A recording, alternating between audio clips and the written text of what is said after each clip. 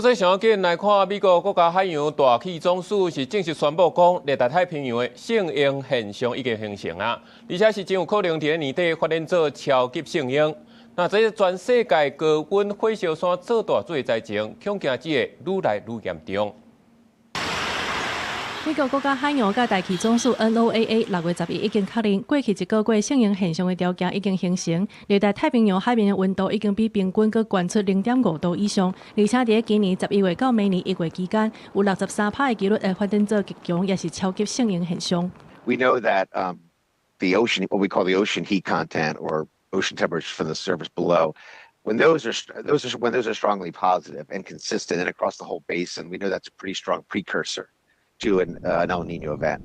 科学家预测，这届性英的强度会甲1997年性英现象差不多，甚至会搁较强。迄当阵性英现象捌因为热流、做大水、可汗、加利亚风甲火烧山，造成数十亿美金的损失。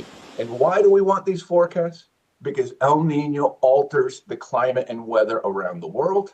Yeah. It changes the probability of hurricanes, of typhoons. It changes the probability of drought and flood in a number of parts of the world, of heat waves.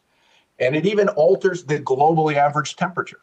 性英现象已经陆续伫各地展现。巴基斯坦南部的圣德省6月11日气温已经升来到51度，部分地区甚至阁来到52度。东南亚的印尼，当地的农民也着面对性英现象带来的可汗的灾情。欧洲的斯洛维尼亚北部也受到强烈风暴的侵袭，损失可能超过数千万欧元。I mean, one of the obvious impact that we really see during El Nino years is the increase in the global mean temperature. So when you have more,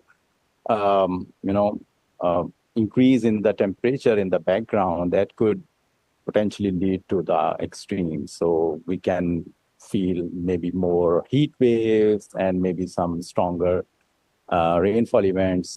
全球真侪气候科学家已经预测，因为这场预计伫个秋天也是寒冷，来到上严重的性英现象，有可能会有延迟的效应。所以伫个2027年，可能会假做是有记录以来上热的一冬。公司新闻，景元庆编译。